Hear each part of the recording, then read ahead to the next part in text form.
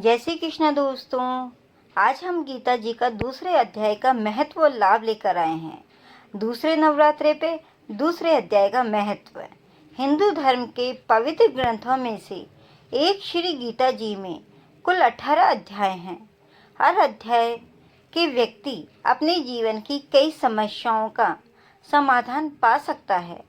गीता में आप आइए आज जानते हैं गीता के दूसरे अध्याय का महत्व और लाभ। श्रीमद् भगवत गीता के जरिए व्यक्ति अपने जीवन की कई समस्याओं का हल खोज सकता है। दरअसल गीता में महाभारत युद्ध के दौरान कुरुक्षेत्र में भगवान श्री कृष्ण को जो उपदेश दिए थे वह सभी गीता में बताए गए हैं।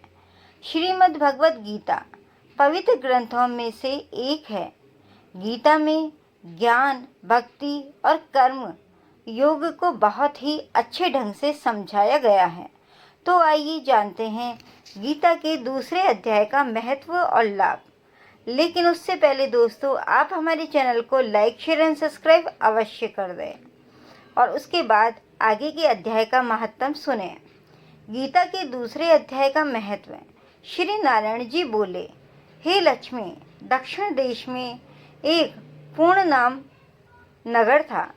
वहाँ एक देव सुशर्मा बड़ा धनवान रहता था। वह साधु सेवा करता था।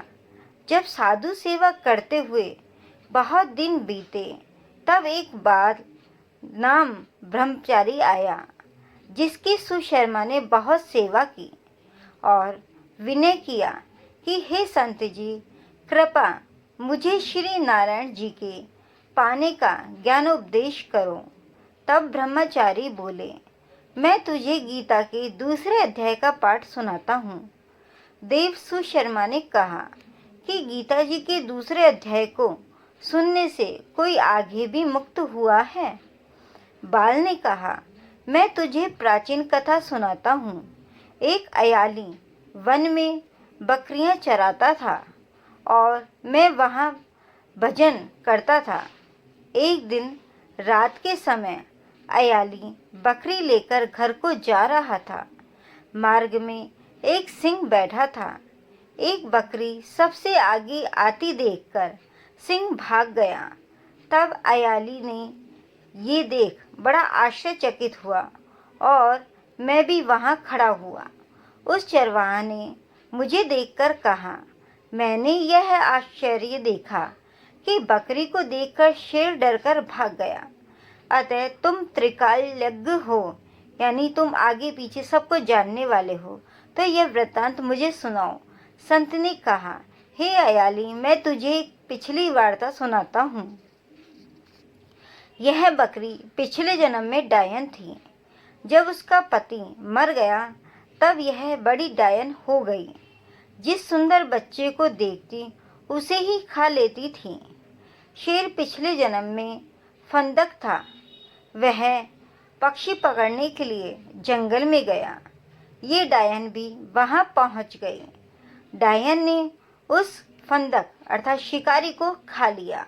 अब यह शिकारी मर गया था, इसलिए बकरी को देखकर उसे लगा ही कि वह अब भी मुझे खाने आ रही है। तब अयाली ने कहा कि मैं पिछले जन्म में क्या था? संत बोले, तू पिछले जन्म में चांडाल था। तब अयाली ने कहा कि हे ब्रह्मचारी जी, कोई ऐसा उपाय भी है जिसे कर हम तीनों इस अधम देह से छूटें? तब संत जी बोले, हम तुम तीनों का उद्धार करते हैं। एक बात सुनो। भयानक पर्वत की कंदराओं में एक शिला थी। उसमें श्री गीता जी का दूसरा अध्याय लिखा हुआ था। मैंने उन अक्षरों को उस शिला पर देखा था। अब मैं तुम्हें मन, वचन और कर्म एकाग्र करके सुनाता हूँ। तुम श्रवण करो। संत ने जब गीता जी के अक्षर सुनाए तो उनको सुनते ही तुरंत आकाश से विमान आए और उन तीनों को विमानों पर बिठा बैकुंठ लोक में ले गए। दोस्तों, यह था गीता जी के दूसरे अध्याय का महत्व और लाभ। अब सुनते हैं श्रीमद् भगवत गीता के तीसरे अध्याय का लाभ और महत्व अर्थात महात्म। श्रीमद् भगवत गीता अध्याय का महत्व। श्रीमद् भगवत गीता में कुल 18 अध्याय है और हर 18 अध्याय में जीवन से जुड़ी कोई ना कोई सीख मिलती है। श्री गीता का पाठ करने से व्यक्ति जीवन की कई परेशानियों से छुटकारा पा सकता है। आज हम आपको गीता के तीसरे अध्याय का महत्व बताने जा रहे हैं। ध्यान लगा के सुनिए। श्रीमद् भगवत गीता तीसरा अध्याय के पाठ का महत्व। श्री नारायण बोले, हे लक्ष्मी, एक महामूर्ख व्यक्ति अकेला ही एक वन में रहता था। गलत कार्यों से उसने बहुत सा धन इकट्ठा किया। किसी कारण से वह सब धन जाता रहा। अब वह व्यक्ति बहुत चिंतित रहने लगा। किसी से पूछता कि ऐसा उपाय बताओ जिससे पृथ्वी में गड़ा धन मुझे मिले। किसी से पूछता कोई उपाय बताओ जिसे लगाने से पृथ्वी में गड़ा धन दिखने लगे। तब किसी ने कहा, मांस मदिरा खाया पिया कर। तब वह खोटा कर्म करने लगा, अर्थात खराब कर्म करने लगा, चोरी करने लगा।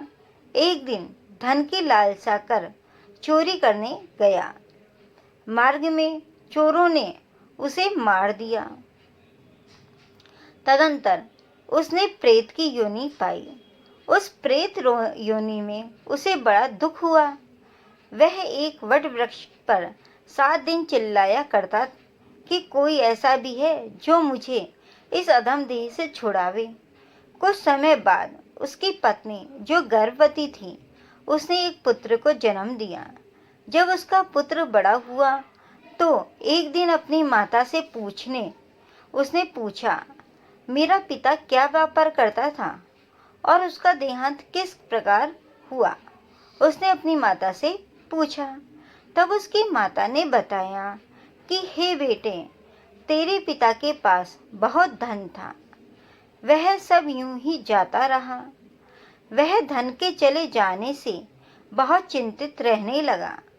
एक दिन धन की लालसा से चोरी करने गए, लेकिन मार्ग में चोरों ने उन्हें मार डाला। तब बेटे ने कहा, हे माता, उनकी गति कराई थी? माता ने कहा, नहीं कराई। बेटे ने पूछा, हे माता, उनकी गति करानी चाहिए। माँ ने कहा, अच्छी बात है। तब वह पंडितों से पूछने गया और जाकर प्रार्थना की, हे स्वामी, मेरा पिता एक दिशा में जाकर मृत्यु को प्राप्त हुए, अतः उनका उद्धार किस तरह हो सकता है? पंडितों ने कहा, तू गया जी जाकर उसकी गति कर, तब पितरों का उद्धार होगा। यह सुन वह अपनी माता की आज्ञा लेकर गया जी को गमन किया। प्रयागराज का दर्शन स्नान करके आगे को चला। रास्ते में एक वृक्ष के नीचे बैठ गया। वहां उसको बड़ा भय प्राप्त हुआ। यह वही वृक्ष था जहां उसका पिता प्रेत योनि प्राप्त हुआ। उसी जगह चोरों ने उसको मार डाला। तब उस बालक ने अपना गुरु मंत्र पढ़ा। उसका एक और नियम था, वह एक अध्याय श्री गीता जी का पाठ नित्य किया करता था। उस दिन उसने श्री गीता जी के तीसरे अध्याय का पाठ उस वृक्ष के नीचे बैठकर किया था, जिसे उसके पिता ने प्रेत की योनि में सुना। तो सुनते ही उसकी प्रेत योनि छूट गई और उसका शरीर देवताओं के समान हो गया।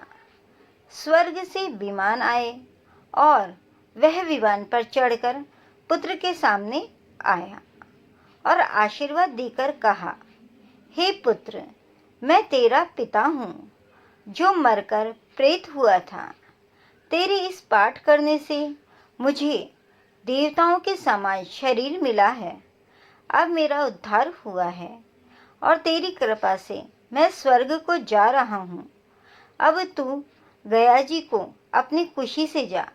इतना सुनकर पुत्र ने कहा, हे पिताजी, कुछ और आज्ञा करो जो मैं आपकी सेवा करूं। तब उस देही ने कहा, देख, मेरी 7 पीढ़ियों के पितृ नरक में पड़े हैं। अब तू श्री गीता जी के 3रे अध्याय का पाठ करके उनको भी इस दुख से मुक्ति प्रदान कर।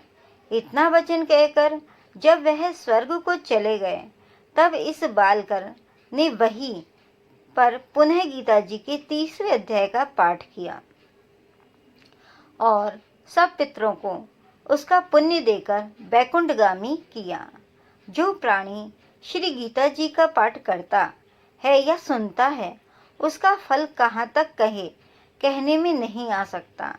तब श्री भगवान जी बोले, हे लक्ष्मी, यह 3रा अध्याय का जो फल मैंने तुमसे कहा वह तुमने सुना।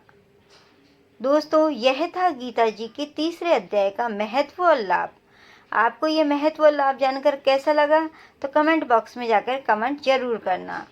और हमारी वीडियो अच्छा लगा हो तो लाइक शेयर सब्सक्राइब अवश्य करना। जय श्री कृष्णा दोस्तों।